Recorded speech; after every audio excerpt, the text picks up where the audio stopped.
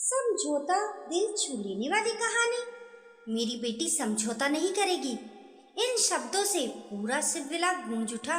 सबकी निगाहें माधुरी जी के चेहरे पर आकर टिक गई।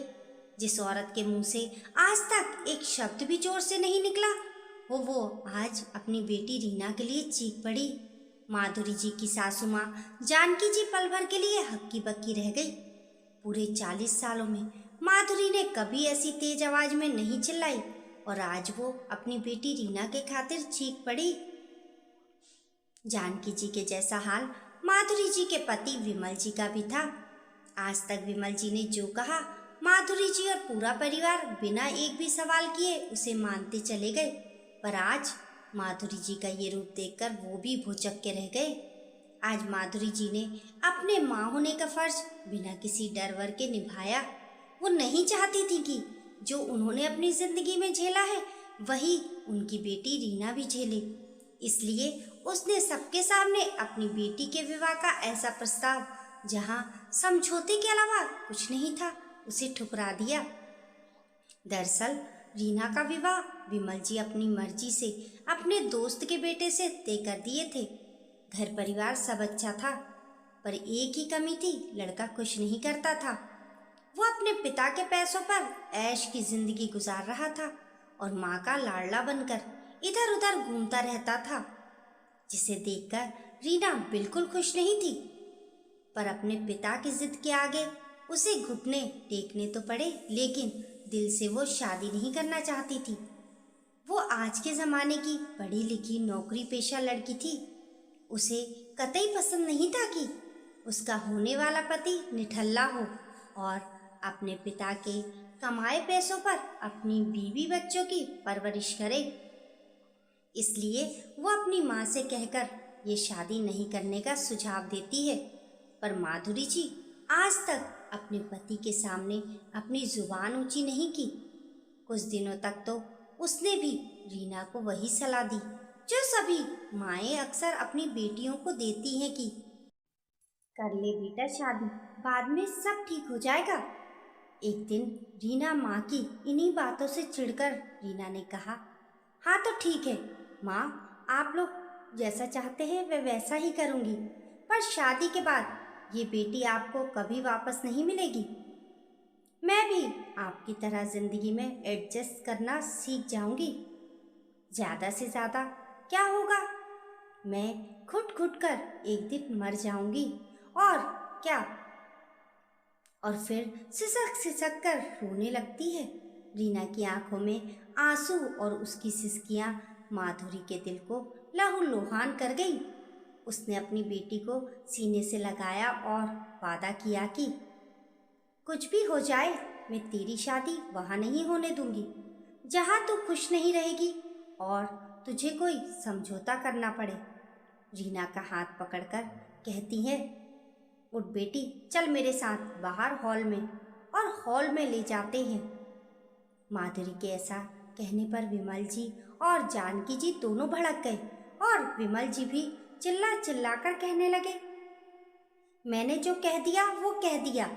रीना का विवाह तो वही होगा जहां मैंने तय किया है। तुम दोनों माँ बेटी कान खोलकर अच्छी तरह से सुन लो, शादी तो वही होगी जहां मैं चाहूँगा। बिल्कुल सही कह रहा है विमल तू। इन दोनों माँ बेटी का सच में दिमाग खराब हो गया है। अरे क्या खराबी है शक्ति में, देखने में अच्छा है, पैसे वाला है, और सबसे बड़ी बात जाना पहचाना घर द्वार है। लड़का कोई काना लंगड़ा तो नहीं है ना, फिर कहाँ से खराब हो गया। हाँ एक बात है, जहाँ थोड़ी कमी है लड़के में, वो कमाता नहीं है बल्कि अपने माँ बाप के पैसों पर ऐश करता है। पर शादी के बाद जिम्मेदारी का बोझ आएगा तो सब ठीक हो जाएगा। इसमें समझौता करने वाली कौन सी बात है माधुरी? माधुरी अपने साथ साथ अपनी बेटी को मत बिगाड़ कि बाद में संभालना मुश्किल हो जाए। गुस्से में जानकी जी बोली, कमी तो है माँ जी, सबसे बड़ी कमी जो आप लोगों को दिख तो रही है पर मानने को तैयार नहीं है। शक्ति अपने पैर पर खड़ा नहीं है। कब तक अपने माता पिता पर आश्रित रहेगा। और तो और घर में उसका बड़ा भाई और भाभी भी तो हैं, वो क्यों कमाते हैं? फिर उसे भी काम धंधा छोड़कर माता पिता पर आश्रित हो जाना चाहिए। पर वो ऐसा बिल्कुल नहीं है, क्योंकि उसे पता है खुद के पैरों पर खड़े रहेंगे तो जिंदगी में किसी भी तरह का समझौता नहीं करना पड़ेगा। और अगर रीना की शादी शक्ति से हो जाती है तो उसे आजीवन सबके सामने झुककर रहना पड़ेगा और हर समय उसे सबके साथ समझौता करना पड़ेगा, जो मुझे बिल्कुल पसंद नहीं है। मुझे मेरे जैसी एक और माधुरी नहीं बनाना। क्या मतलब एक और माधुरी नहीं बनाना? गुस्से से विमल जी कहते हैं। हाँ, ठीक सुना आपने रीना के पापा। एडजस्ट या समझौते का मतलब पता है आपको? आपको कैसे पता होगा?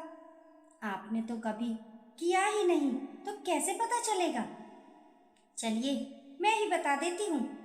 जब छोटी थी तो माँ कहती थी, बेटा थोड़ा भाई बहनों के साथ एडजस्ट कर लो। मैंने हंसते हंसते कर लिया, ये सोचकर कि मेरे ही सगे भाई बहन हैं तो थोड़ा कम ज़्यादा चलता है। फिर जब स्कूल गई तो टीचर ने कहा, माधुरी दूसरे बच्चों के साथ एडजस्ट कर लो।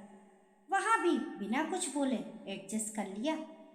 बड़ी हुई दोस्तों ने कहा, माधुरी थोड़ा तो एडजस्ट कर, मुझे भी तेरे साथ आना है, तो जगह भी एडजस्ट कर लिया। शादी के समय माता पिता ने कहा, पति के साथ एडजस्ट कर लेना, नहीं तो लोग क्या कहेंगे। वहाँ भी मैंने खुद को भूलकर आपके साथ ऐसे एडजस्ट हुई कि खुद की पसंद नापसंद भूल गई। फिर घर में देवरानियाँ आईं तो सासू माँ ने कहा, बहू इनके साथ भी थोड़ा एडजस्ट कर लेना, तुम तो पहले आई हो तो इनके अनुसार चल लेना। यहाँ भी खुद को ससुराल और रिश्तों में खुद को एडजस्ट करती रही। अभी बहू आएगी तो बेटा कहेगा, माँ थोड़ा बहू के साथ एडजस्ट कर लो। फिर पोते पोतियाँ होंगे, वो भी कहेंगे, दादी मेरे साथ एडजस्ट कर लो। तो क्या एक औरत सारी जिंदगी बस इस एडजस्ट समझौते के इर्द गिर्द घूमती रहे? उसकी खुद की कोई जिंदगी नहीं है जो दूसरों को सुख देती ही रहे एडजस्ट कर करके। इसलिए मैं नहीं चाहती कि मेरी बच्ची भी इसी एडजस्टमेंट में अपनी सारी जिंदगी गुजार दे। मैं अपनी बेटी का ब्याह एक निकम्मे लड़के से नहीं होने दूंगी जो मेरी बेटी को जिंदगी में सिर्फ एडजस्टमेंट के सिवा कुछ नहीं देगा। माधुरी जी की बातें सुन विमल जी की आंखें नम हो जाती हैं और कहते हैं, तुम ठीक कह रही हो माधुरी, ऐसे लड़के से मैं कभी अपनी बेटी का ब्याह नहीं करूँगा जिसकी कोई अपनी पहचान ना हो और जहाँ मेरी बेटी को हर चीज़ में समझौता करना पड़े। वो क्या खुश रखेगा मेरी बच्ची को जो खुद अपने माता पिता के रहमो करम पर पल रहा हो? मेरी बेटी के लिए तो हजारों लड़के मिल जाएंगे। मैं अभी ही फ़ोन करके शादी के लिए मना कर देता हूँ। आपकी इस कहानी के बारे में क्या राय है, हमें कमेंट करके ज़रूर बताएं। कहानी पसंद आने पर लाइक और शेयर करें। ऐसी ही अच्छी अच्छी कहानियों के लिए चैनल को सब्सक्राइब करना ना भूलें। मिलते हैं फिर एक नई कहानी के साथ, तब तक के लिए नमस्कार।